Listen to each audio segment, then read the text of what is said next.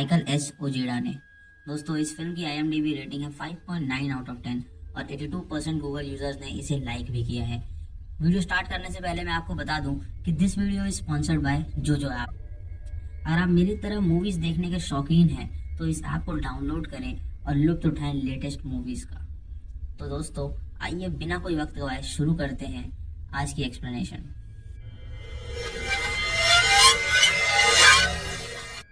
दोस्तों मूवी की स्टार्टिंग में हम देखते हैं एक एजेड आदमी को जो एक रशियन साइट पे अपने लिए एक ब्राइड ढूंढ रहा होता है। दोस्तों इस आदमी का नाम होता है कार्ल, जो एक बिलियनियर रिटायर्ड डॉक्टर होता है और इसे एक बीवी की तलाश होती है क्योंकि अब ये अपने बुढ़ापे में होता है और इसकी संपत्ति को देखने वाला कोई नहीं होता। वो साइट पे सर्च करता है और उसे एक ब्राइड पसंद आ जाती है।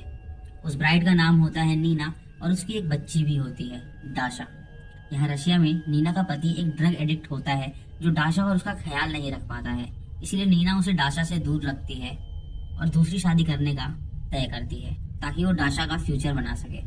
वो डाशा को लेकर अमेरिका जाने का प्लान करती है पर उसकी बहन और माँ उसको मना करते हैं ऐसा करने से क्योंकि वो उस आदमी को अच्छे से नहीं जानती थी और ऐसा उसके पास जाना ठीक नहीं है। पर नीना को डाशा का फ्यूचर बनाना होता है, इसीलिए वो वहाँ चली जाती है और एयरपोर्ट पे उसे कार्ल और उसका ड्राइवर मिलता है जो उन दोनों का एक वार्म वेलकम करते हैं। घर जाते समय कार्ल उसे बताता है कि उसे खुशी है कि वो यहाँ आई। कार्ल का ड्राइवर काफी शांत होता है और जब नीना उससे उसका कारण पूछती है तो कार्ल बताता है कि हेगन सिर्फ उसका ड्राइवर नहीं बल्कि वो उसके पूरे एस्टेट का देखभाल भी करता है और उसके पिता ने उसे एक ऑर्फनेज से उठाया था और वो एक बेजुबान है। जब वो घर पहुंचते तो डाशा और नीना उसका बड़ा घर देख के बहुत खुश होते हैं। कार्ल उन्हें बताता है कि एक जमाना था जब उसके घर में पार्टीज और फंक्शंस हुआ करते थे, लेकिन अब यहाँ सिर्फ वही बचा है। वो उन्हें ये भी बताता है कि ये जगह काफी सुनसान है और 20 माइल्स तक यहाँ पे कोई भी घर नहीं है। जब वो ये बातें कर रहा होता है तो हेगन डाशा की तरफ एक अजीब लुक से देखता है। ये देख के डाशा पूछती है कि क्या हेगन उनके साथ रहता है, तो कार्ल उन्हें बताता है कि नहीं, वो उनके साथ नहीं रहता, वो रोड के पास एक बान में रहता है। वो अंदर जाते हैं जहाँ कार्ल उसे मरिया से इंट्रोड्यूस कराता है जो कि एक नौकर होती है। दोस्तों यहाँ देखने वाली ये बात थी कि कार्ल उस मैंशन में अपने 2 नौकरों के साथ रहता है और वो दोनों नौकरों के एक्सप्रेशन से हमें लगता है कि वो कुछ छुपा रहे हैं। उसके बाद कार्ल उन्हें रूम्स दिखाता है जहाँ डाशा को एक रूम के क्लोजेट के अंदर एक आत्मा दिखाई देती है और वो उसे देख के चिल्लाने लगती है। जब कार्ल और नीना वहाँ आते हैं तो वहाँ कुछ भी नहीं होता, बस एक मैनिक्विन होती है। डाशा बताती है कि उसने एक औरत को देखा है पर नीना को उसकी बातों पे यकीन नहीं होता है और उसे लगता है कि शायद वो मैनिक्विन देख के डर गई हो। नीना कार्ल से एक अनजान रूम के बारे में पूछती है तो वो उसे बताता है कि ये रूम उसके बेटे का था जो मिटोकॉन्ड्रियल डिजीज के साथ पैदा हुआ था, जिसकी वजह से उसके सारे ऑर्गन्स डिस्ट्रॉय होने लगे थे और उसी वजह से उसकी बीवी उसे छोड़ के चली गई।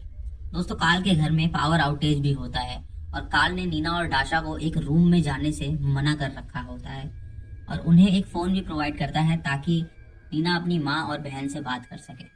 अगले दिन वो शादी करते हैं जहाँ कार्ल के कई मेहमान आए होते हैं और नीना की साइड से उसके अंकल यूरी आए होते हैं जो अमेरिका में ही रहते हैं। डिनर के वक्त अंकल यूरी कार्ल से उसके क्लिनिक के बारे में सवाल पूछते हैं जहाँ एक लड़की की मौत हो गई थी ऑपरेशन के दौरान।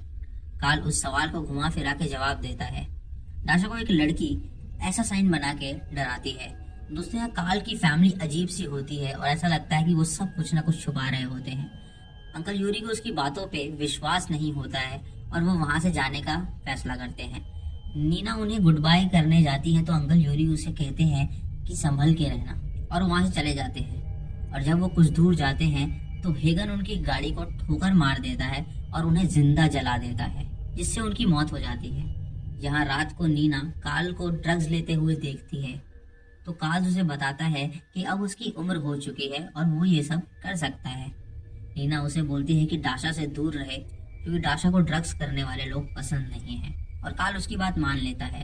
अगले दिन नीना मरिया से यही सवाल पूछती है तो मरिया उसे बताती है कि जब कार्ल का बेटा बीमार हुआ था तो कार्ल ने ड्रग्स लेना शुरू कर दिया था जो उसकी मदद करता है उसके दर्द को कम करने के लिए और तब से उसकी आदत पड़ गई ड्रग्स लेने की।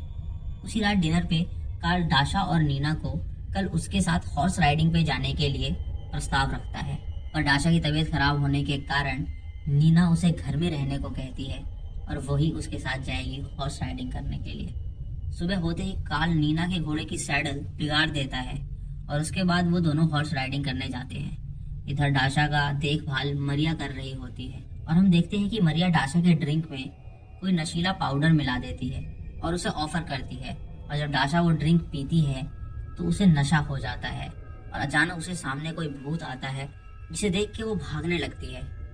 इधर हॉर्स राइडिंग करते वक्त नीना का सैडल टूट जाता है और वो जमीन पे गिर जाती है और बेहोश हो जाती है, और कार्ल देखता है कि वो अभी भी जिंदा है तो वो उसे पत्थर से मारने की कोशिश करने वाला होता है, और तभी डाशा वहां आ जाती है और नशे की हालत में नदी में छलांग लगा लेती है।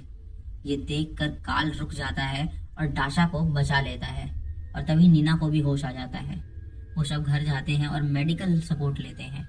दोस्तों, इस सीन में हमें ये पता चलता है कि ये सब जो हो रहा था वो कार्ल और मरिया की सोची समझी साजिश थी।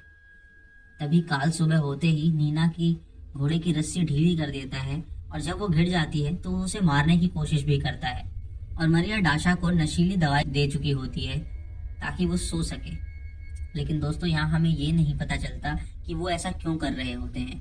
तो चलिए आगे बढ़ते हैं और जानते हैं कि वो ऐसा क्यों कर रहे थे। रात को सोते समय डाशा अपनी माँ को बताती है कि उसने फिर से उस घोस्ट को देखा जो उसे कह रही थी कि वो वहां से चली जाए वरना कार्ल उन दोनों को मार डालेगा। ये सुन के नीना को उस पर विश्वास नहीं होता। वो कार्ल के पास जाती है और उससे कुछ सवाल पूछती है, और कार्ल कहता है कि यहाँ कोई घोस्ट नहीं है, और उसने खुद सैडल चेक किया था कि वो टाइट था और वो कैसे टूट गया उसे खुद नहीं पता। तभी वहां एक कॉप आता है जो उन्हें अंकल यूरी के एक्सीडेंट के बारे में बताता है। नीना को ये सुन के बहुत दुख होता है। अब नीना को वहां पे कुछ ना कुछ गड़बड़ लगने लगी थी। अगली सुबह जब वो खाना बना रही होती है तो वो किचन की खिड़की पे रन लिखा हुआ पाती है, और बाहर देखने पर हेगन वहां होता है। वो हेगन के पास जाती है और उससे पूछने की कोशिश करती है कि उसने ऐसा क्यों लिखा, पर हेगन तो बेजुबान होता है, इसीलिए वो उसे कुछ नहीं बता पाता और वो वहां से चली जाती है। उसी रात नीना देखती है कि कार्ल उसके बेड पे नहीं है, तो वो उसे ढूंढने जाती है और उसे मरिया की आवाज उस रूम से आ रही होती है जिस रूम में कार्ल ने उन्हें मना किया होता है जाने से। जब वो मरिया को आवाज लगाती है तो मरिया एकदम शांत हो जाती है।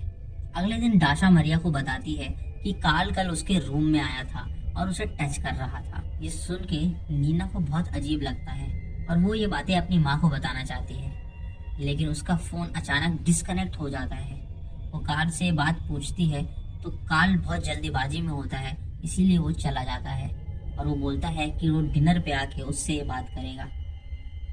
अब हेगन और डाशा एक अच्छे दोस्त बन चुके होते हैं और वो साथ में मूवी भी देखते हैं, और जब कार्ल वापस आता है तो नीना उसके लिए एक डिनर तैयार करती है, जहाँ नीना कार्ल से सवाल पूछती है कि वो कल डाशा के रूम में क्यों गया था और उसे क्यों टच कर रहा था। वो बताता है कि वो चेक कर रहा था कि नीना का फीवर उतरा या नहीं। वो नीना के सवाल सुन के बेकाबू हो जाता है, और जब नीना उससे कहती है कि वो कल यहाँ से डाशा को लेके चली जाएगी तो अचानक कार्ल एक स्कल्पचर से नीना पे वार कर देता है, जिससे वो बेहोश हो जाती है। और जब नीना को होश आता है तो वो अपने आप को बिना वस्त्रों के एक बेसमेंट में पाती है।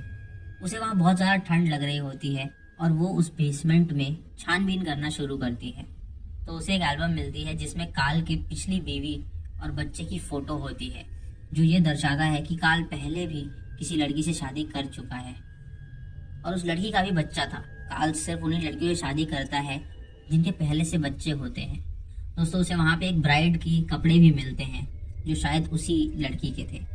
वो उसे पहन लेती है और वहाँ से निकलने की कोशिश करती है। वो बेसमेंट की दीवार तोड़ देती है जिसके अंदर उसे एक लाश मिलती है जो शायद उसके पिछले ब्राइड की थी। वो उस रास्ते से होकर ऊपर जाती है और कार्ल के ऊपर गन पॉइंट कर देती है, और कार्ल उससे गन छीन लेता है और उसके दोनों हाथों की उंगलियों पर शूट कर देता है, जिससे वो बेहोश हो जाती है। होश आने पर कार्ल उसे बताता है कि उसने उसे इसीलिए नहीं मारा क्योंकि वो उसे पसंद करता है। उसके बाद कार्ल उसे एक रूम में ले जाता है जहाँ डाशा को वो बेड पे पाती है, और वो उसे अपने बेटे से भी मिलवाता है जो कि जिंदा होता है। ये देख के दाशा चौंक जाती है। दोस्तों काल यहाँ उसे अपना प्लान बताता है। दोस्तों काल का प्लान ये होता है कि वो दाशा के ऑर्गन्स को निकाल के टाइलर की बॉडी में लगाएगा ताकि टाइलर जी सके। टाइलर को बीमारी थी जिसकी वजह से उसके सारे ऑर्गन्स डिस्ट्रॉय हो रहे थे, इसीलिए उसे नए ऑर्गन्स की जरूरत थी। शायद तभी हॉर्स राइडिंग करते वक्त वो नीना को मारना चाहता था ताकि वो अपना प्लान एग्जीक्यूट कर सके।